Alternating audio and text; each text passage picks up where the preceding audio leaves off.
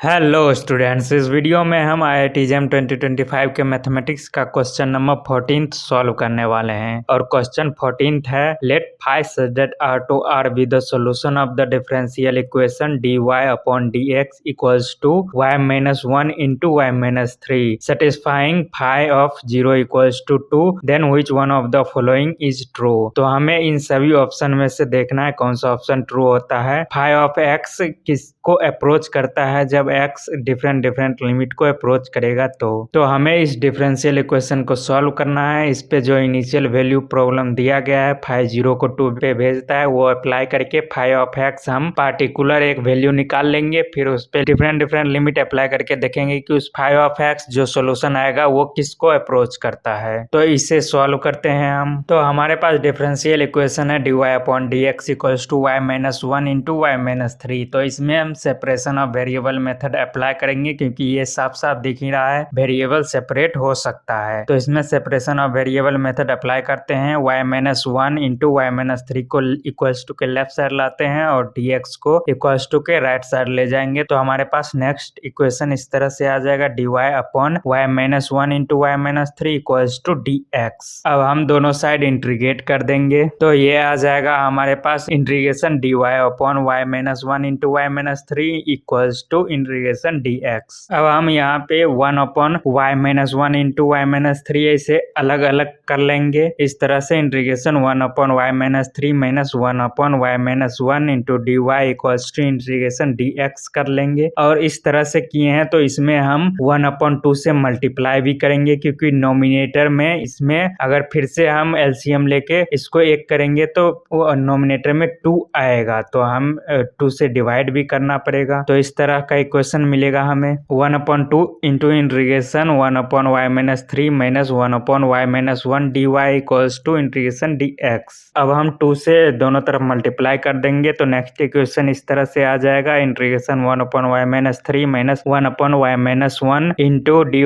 Equals to 2 into integration dx। अब हम यहाँ पे दोनों साइड इंटीग्रेट कर लेंगे तो 1 अपॉन y माइनस 3 का इंटीग्रेशन हो जाएगा log y माइनस 3 और माइनस और 1 अपॉन y माइनस 1 का फिर log y माइनस 1 हो जाएगा और इक्वल्स टू यहाँ पे dx का x इंटीग्रेशन हो जाएगा तो 2 इंटू एक्स प्लस एक आर्बिट्री कांस्टेंट c तो ऐड करेंगे ही क्योंकि इंडेफिनिट इंटीग्रेशन है। तो इस तरह से इक्वेशन आ गया हमारे पास log y minus 3 minus log y minus 1 equals to 2x plus c।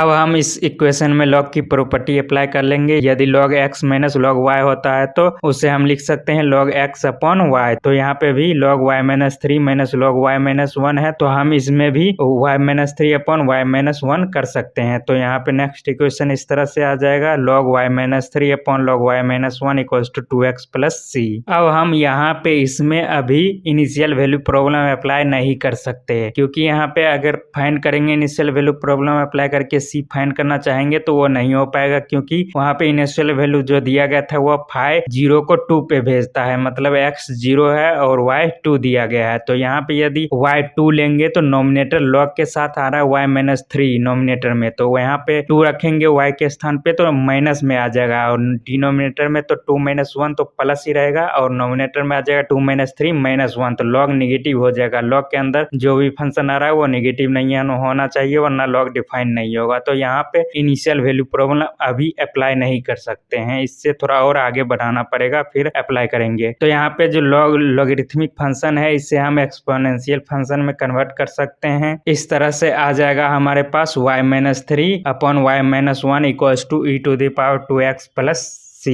अब हम इस इक्वेशन में भी ये कर सकते हैं कि e to the power 2x plus c जो है इसे हम मल्टीप्लिकेशन में बदल सकते हैं, अलग अलग e लगा सकते हैं। e टू द पावर पहले हो जाएगा 2x फिर into e to the power c आ जाएगा। तो नेक्स्ट इक्वेशन इस तरह से मिलेगा हमें y minus 3 upon y minus 1 equals to e to the power 2x into e to the power c।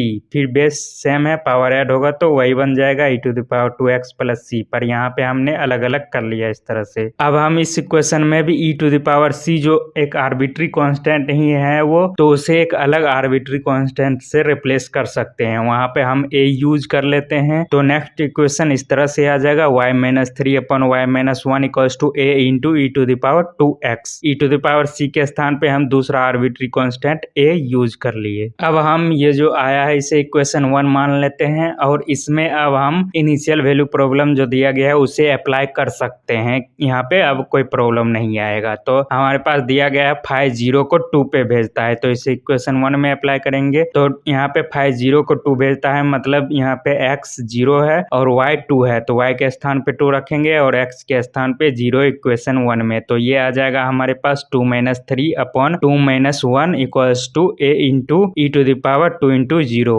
और इसे हम कैलकुलेट कर लेंगे तो a इक्वल्स टू -1 आ जाएगा, क्योंकि a into E to the power 2 into 0 जो है वो तो 0 हो जाएगा, तो ई टू द पावर 0 तो 1 हो जाएगा। और इक्वल्स टू के लेफ्ट साइड 2 - 3 तो -1 आ जाएगा और अपॉन में 2 - 1 है तो वो 1 रहेगा। तो -1 इक्वल्स टू a आ जाएगा, मतलब a का वैल्यू -1 आ गया है। तो अब इसे a का वैल्यू हम इक्वेशन 1 में पुट कर देंगे। तो हमारे पास नेक्स्ट इक्वेशन इस तरह का आ जाएगा y - 3/y-1 equals to minus into E to the power 2x। अब हम इस इक्वेशन में भी क्रॉस मल्टीप्लिकेशन करके y फाइंड कर लेंगे। यहाँ पे आ जाएगा y - 3 equals to minus E to the power 2x into y - 1। इस तरह से क्रॉस मल्टीप्लिकेशन कर लिए। अब इसे हमें सॉल्व करके y यहाँ से फाइंड करना है। हम इस इक्वेशन में इक्वल्स टू के राइट साइड जो ब्रैकेट है उसे ब्रेक कर देंगे, minus E to the power 2x को y में और -1 में मल्टीप्लाई कर देंगे। तो नेक्स्ट इक्वेशन हमारे पास इस तरह का आ जाएगा y - 3 equals to minus into y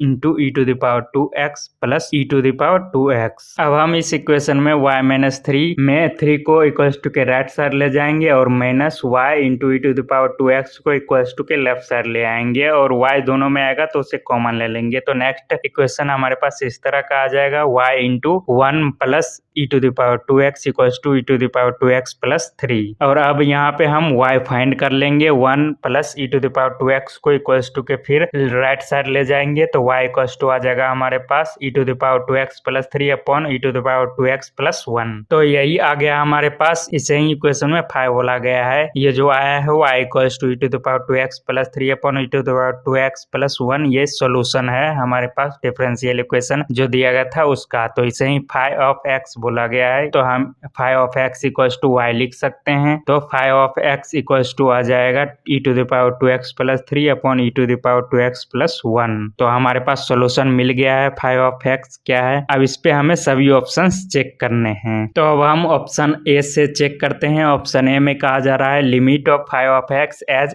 x tends to infinity. तो जब x इन्फिनिटी को जाएगा तो सोल्यूशन जो फाई ऑफ x आया है वो क्या होगा, उसका लिमिटिंग वैल्यू क्या होगा। तो यहाँ पे फाई ऑफ x का वैल्यू रख देंगे तो हमारे पास आ जाएगा limit e to the power 2x plus 3 upon e to the power 2x plus 1 as x tends to infinity. तो यदि यहाँ पे x इन्फिनिटी को जाएगा तो इस इक्वेशन में ई टू द पावर 2x जो है वो भी इन्फिनिटी को जाएगा, नोमिनेटर और डिनोमिनेटर दोनों में है तो दोनों इन्फिनिटी को जाएगा। तो हमारे पास इस वक्त इन्फिनिटी अपॉन इन्फिनिटी का फॉर्म बनेगा इस इक्वेशन में। तो हम यहाँ पे एल हॉपिटल रूल लगाएंगे, इसमें नोमिनेटर और डिनोमिनेटर दोनों को डिफरेंशिएट करेंगे। तो ये आ जाएगा हमारे पास limit 2 into E to the power 2x plus 0, 3 का डेरिवेटिव तो 0 हो जाएगा। फिर डिनोमिनेटर में भी इस तरह से आ जाएगा 2 into E to the power 2x plus 0। तो अब इस इक्वेशन में नोमिनेटर और डिनोमिनेटर दोनों सेम है तो दोनों को कैंसिल कर सकते हैं। तो हमारे पास 1 आ जाएगा। Limit of 1 as x tends to infinity तो 1 ही हो जाएगा, तो इक्वल्स टू आ गया 1। तो क्या यही ऑप्शन ए में दिया गया था कि फाई ऑफ x जब x इन्फिनिटी को जाएगा तो फाई ऑफ x का लिमिटिंग वैल्यू 1 आएगा? नहीं, ये नहीं दिया गया था, वो दिया गया था 0। तो limit of phi of x जब x इन्फिनिटी को जाएगा तो ऑप्शन ए में हमारे पास 0 दिया गया था, पर यहाँ पे 1 आ गया है, तो ऑप्शन ए गलत हो जाएगा। तो अब ऑप्शन बी देखते हैं ये क्या आता है। ऑप्शन बी में कहा गया था फाई ऑफ x का लिमिटिंग वैल्यू क्या होगा जब x जाएगा log रूट 2 को। तो यहाँ पे भी फाई ऑफ x का वैल्यू रख देंगे जो कि आया है e to the power 2x plus 3 upon e to the power 2x plus 1। तो यहाँ पे x अप्रोच कर रहा है log रूट 2 को, तो जहाँ जहाँ इक्वेशन में x है इस इक्वेशन में वहाँ पे log रूट 2 रख देंगे। तो ये आ जाएगा हमारे पास e to the power 2 into log root 2 plus 3 upon e to the power 2 into log root 2 plus 1। तो हम यहाँ पे log की प्रॉपर्टी अप्लाई करेंगे। 2 रूट 2 के पावर में आ जाएगा और e to the power log जो है वो कैंसिल हो जाएगा एक दूसरे से। तो नेक्स्ट इक्वेशन हमारे पास इस तरह का आ जाएगा, इक्वल्स टू लिमिट √2 का स्क्वायर प्लस 3 अपॉन √2 का square plus 1 as x tends to log √2। तो इसे हम कैलकुलेट करेंगे तो ये आ जाएगा हमारे पास 5/3। √2 का स्क्वायर तो 2 होगा, 3 में ऐड होगा तो 5 हो जाएगा, और अपॉन में √2 का स्क्वायर तो 2 ही होगा, प्लस 1 होगा तो 3 आ जाएगा। तो 5/3 ये आ गया है। तो क्या ऑप्शन बी में जब x log √2 को जाएगा तो 5/x 5/3 दिया गया है, नहीं दिया गया है, 1 दिया गया है ऑप्शन बी में। तो ये भी ऑप्शन रॉन्ग हो जाएगा। जब x log √2 को जाएगा तो 5/x जा रहा है 5/3 को, ना कि 1 को। तो ऑप्शन बी भी गलत है। तो अब ऑप्शन सी चेक करते हैं। तो हमारे पास ऑप्शन सी में कहा जा रहा है जब x माइनस इन्फिनिटी को जाएगा तो 5/x क्या होगा। तो हम 5/x के स्थान पे फिर से रख देंगे जो है e⁻²x plus 3 upon e⁻²x plus 1। तो अब यहाँ पे x जब माइनस इन्फिनिटी को अप्रोच करेगा तो e⁻² जो है उस पे हम x के स्थान पे माइनस इन्फिनिटी को अगर अप्रोच कराएंगे x को, तो इस तरह से हम लिख सकते हैं limit e⁻∞ plus 3 upon e⁻∞ plus 1 as x tends to minus infinity. तो e⁻ यहाँ पे माइनस इन्फिनिटी किए हैं, मतलब कोई नंबर वहाँ पे इन्फिनिटी कोई नंबर नहीं है, बस ये ऐसा लिखा गया है कि e के पावर में जो है वो माइनस इन्फिनिटी को अप्रोच कर रहा है। तो यहाँ पे e⁻∞ का वैल्यू 0 हो जाएगा। तो ये आ जाएगा हमारे पास limit 0 plus 3 upon 0 plus 1 as x tends to minus infinity, और इसे कैलकुलेट करेंगे तो ये इक्वल्स टू आ जाएगा हमारे पास 3 के। तो क्या ऑप्शन सी में इक्वल्स टू 3 दिया गया है, जब x इन माइनस इन्फिनिटी को अप्रोच करेगा तो 5/x 3 आएगा। तो ये ऑप्शन सी में 3 के इक्वल दिया गया था। जब x माइनस इन्फिनिटी को अप्रोच करेगा तो 5/x 3 को अप्रोच करेगा, और हमारे पास आया भी यही है। तो ऑप्शन सी सही होगा। तो हमारे पास ऑप्शन सी सही आ गया है। तो अब ऑप्शन डी चेक करने की जरूरत नहीं, वो गलत ही होगा क्योंकि ये MCQ है। फिर भी हम चेक करके देखते हैं क्या आता है। तो ऑप्शन डी में है limit 5/x as x tends to log 1/√2। तो जब x log 1/√2 को अप्रोच करेगा तो 5/x क्या आएगा। तो यहाँ पे 5/x का वैल्यू रख देंगे तो limit e⁻² plus 3 upon e⁻² plus 1 as x tends to log 1/√2 करेंगे। तो जहाँ जहाँ इस इक्वेशन में x है उसमें हम log 1/√2 रख देंगे। तो ये आ जाएगा हमारे पास limit e⁻² into log 1/√2 plus 3 upon e⁻² into log 1/√2 plus 1 as x tends to log 1/√2। तो यहाँ पे भी 2 जो है log में मल्टीप्लाई हो रहा है, वह 1/√2 के पावर में चला जाएगा और e से log कैंसिल हो जाएगा। तो यहाँ पे हमारे पास आ जाएगा 1/√2 का स्क्वायर प्लस 3 अपॉन 1/√2 का स्क्वायर प्लस 1। log की प्रॉपर्टी जो है वो हमने यूज कर लिया यहाँ पे। और अब इसे कैलकुलेट करेंगे तो हमारे पास आ जाएगा 7/3। 1/√2 का स्क्वायर तो 1/2 आ जाएगा, प्लस 3 करेंगे तो ऊपर में आ जाएगा 7/2, और डिनोमिनेटर में आ जाएगा 1/2 प्लस 1। तो ये आ जाएगा डिनोमिनेटर में 3/2। तो 2 से 2 कैंसिल होगा तो 7/3 आ जाएगा इसका वैल्यू। तो क्या ऑप्शन डी 7/3 के इक्वल दिया गया था? नहीं, वो तो 6 के इक्वल दिया गया था। जब x अप्रोच करेगा log 1/√2 को तो 5/x दिया गया था, वो अप्रोच करेगा 6 के। पर यहाँ पे हमारे पास जो सोल्यूशन आया है वो अप्रोच कर रहा है 7/3 के। तो ऑप्शन डी भी गलत है। तो ऑप्शन सी सही है, बाकी सब गलत। तो ऑप्शन सी हमारा सही आ गया है। जब x माइनस इन्फिनिटी को अप्रोच करेगा तो सोल्यूशन जो आया था 5/x वो 3 को अप्रोच करेगा। और तो ऑप्शन सी सही है और बाकी सभी ऑप्शन गलत है। तो इस तरह से इस क्वेश्चन को सॉल्व कर सकते हो। अब मिलता हूँ अगले वीडियो में बहुत जल्द।